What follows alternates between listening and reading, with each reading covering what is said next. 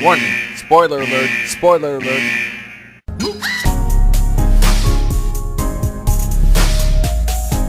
Hello everybody and welcome to the Derek Ruby Show. I am your host, the previously mentioned Mr. Ruby, and this is Halloween month on the Derek Ruby Show. And nothing gets you in the Halloween mood more than the Simpsons Treehouse of Horror, also known as the Simpsons Halloween Special. You know, Halloween is a very strange holiday. Personally, I don't understand it. I don't know, kids worshiping ghosts, pretending to be devils. Things on TV that are completely inappropriate for younger viewers. Now, those first few lines of that opening monologue of Marge are very smart, and it's really a reflection of how a lot of people feel about the Halloween holiday. As a longtime fan of The Simpsons, I really miss these opening monologues for the Halloween episodes. They would do them a few times in the future, but it's not the norm anymore when it comes to the Treehouse of Horror. So if you have sensitive children, maybe you should tuck them into bed early tonight instead of writing us angry letters tomorrow. Thanks for your attention. Now, the end of this here is also a clever way for the writers to take a stab at certain people. Because back in the day when The Simpsons came out, it was considered very adult. And Fox got a lot of angry letters from parents, and schools were banning children from wearing Bart Simpson t-shirts. It would be a little while before shows like Beavis and Butthead, South Park, Family Guy, and a lot of other things would come out and take the heat off The Simpsons. The Simpsons, especially their older seasons, are very tame by today's standards.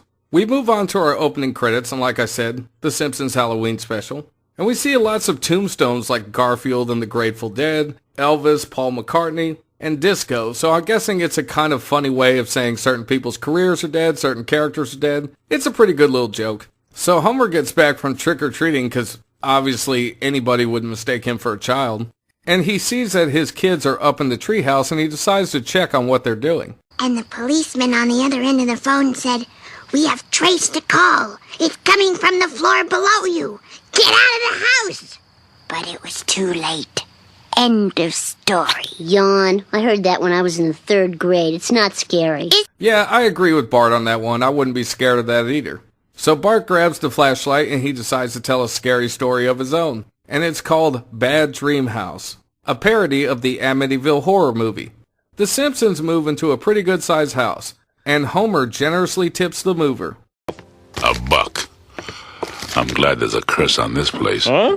We establish that they got the house for very cheap, and then some weird things start to happen. Get out. What on earth was that? Probably just a house settling. We get to see walls bleeding, as well as a vortex in the middle of the kitchen. Homer tests the vortex by throwing an orange in it, and it disappears. But then the vortex responds.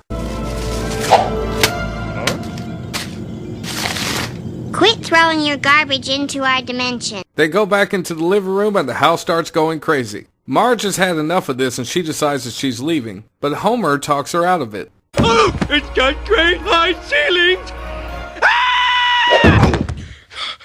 Tell you what, let's sleep on it, okay? All right. The house convinces Bart, Lisa, Homer, and Maggie that everybody else is out to get them. So they grab a bunch of sharp objects and they head downstairs. Pretty soon they're circling each other and looks like they're ready to go in for the kill, when Marge puts a stop to this. So she's finally had enough and she says, This family has had its differences and we've squabbled, but we never had knife fights before, and I blame this house. Then they discover that the house was built on an Indian burial ground. Homer, of course, is outraged with this, so he decides to call the realtor and give him a piece of his mind. Well, that's not my recollection.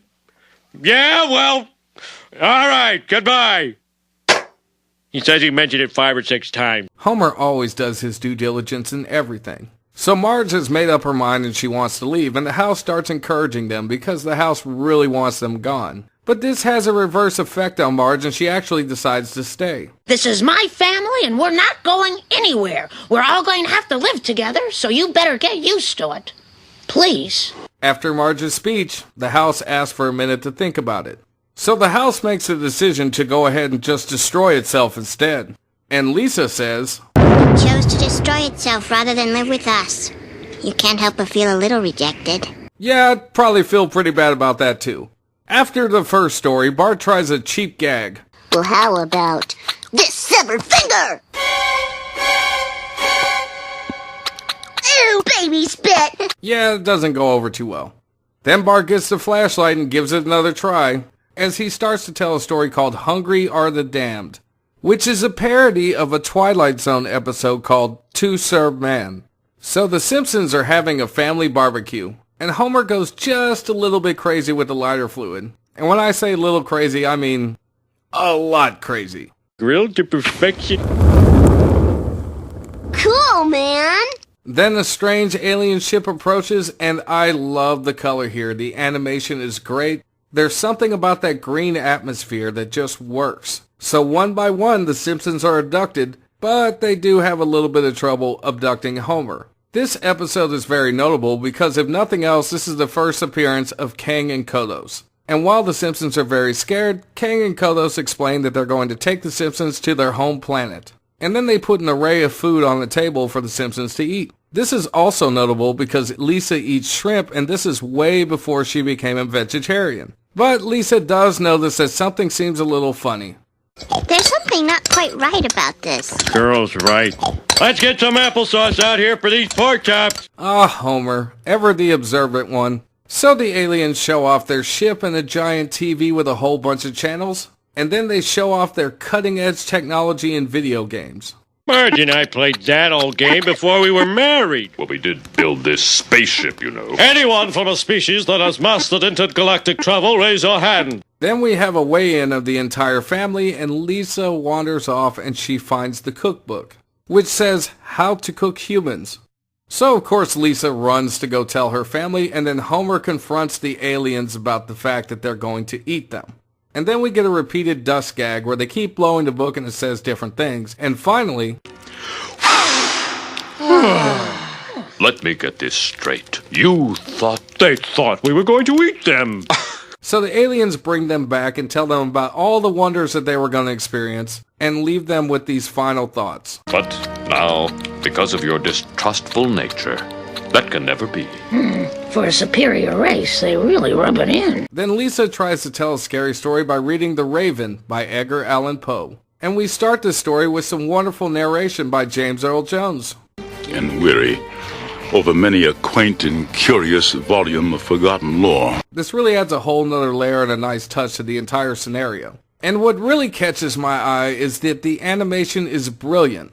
I mean, we're talking about a cartoon that was made in 1990, yet the animation still holds up today. Plus, we get a nice little picture of Marge as Lenore, and I love the fact that we had to have an extra picture frame for her hair. The atmosphere in this short is great, and it has that Simpsons charm to it.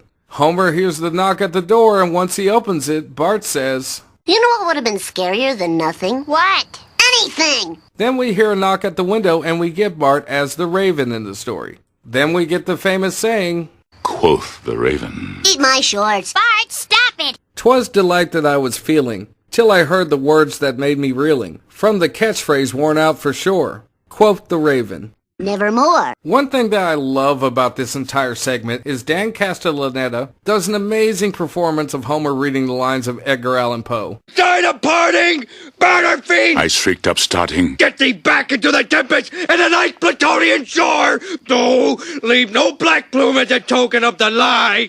Thy soul has spoken! Like I said before, this entire sketch is much darker and dreary, but they're able to tell an old classic in their own way, and still add that Simpsons charm and make it work. And that's the writing of the old Simpsons that we all know and love. Not surprisingly though, Bart wasn't scared of the story, and Lisa remarks, Maybe people were easier to scare back then. Oh yeah.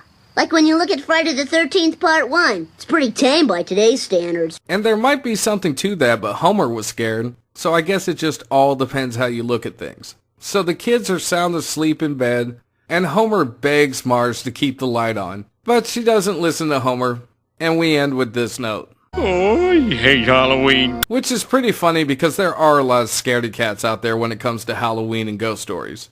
And what's even better is that we get an awesome credit sequence, and it's just that little attention to detail that the writers put in there because Edgar Allan Poe gets a writing credit on The Simpsons. Brilliant. And that was The Simpsons' original Treehouse of Horror. What do I think about it? Honestly, I'm really amazed. This thing is almost 30 years old, and for the most part, it still holds up. The animation is really good, the jokes hit home, even if they do occasionally wear out their 90s catchphrases. It's very hard for a cartoon to do a lot of great atmosphere and writing, especially when it's just supposed to be a 20-minute show of entertainment. But as a Halloween special, this really holds up, and you could watch this with your kids and still enjoy it. It's got clever jokes for the children as well as the adults, and that's always hard to pull off. It's by no means the greatest Simpsons episode of all time. It's probably not even the best Treehouse of Horror, but it has some major historical significance. First of all, being the debut of Kang and Kodos, and establishing the trend that they would use with the Treehouse of Horrors going forward. The old episodes of The Simpsons were very grounded in reality compared to The Simpsons that we all know today. And this episode showed that they could do a lot of things much darker and out of continuity, and people responded to it very well. Even today, most people that used to watch The Simpsons will still tune in just to see the Halloween episodes. They want to know what parodies they're going to do and what kind of out there things are going to happen. And that all comes back to the success of this first Halloween special. So I'm going to have to give The Simpsons Treehouse of Horror 4.5 stars. So thank you guys for watching the Derek Ruby Show, and I hope you're enjoying our Halloween month. We have lots more planned for this holiday season. Let me know in the comments some of your favorite Simpsons Halloween moments. And don't forget to stay for the extra credit scene at the end. With that said, you can follow me on Facebook, Twitter, Twitch, and Instagram. And as always, have a good one, and I'll see you guys next time.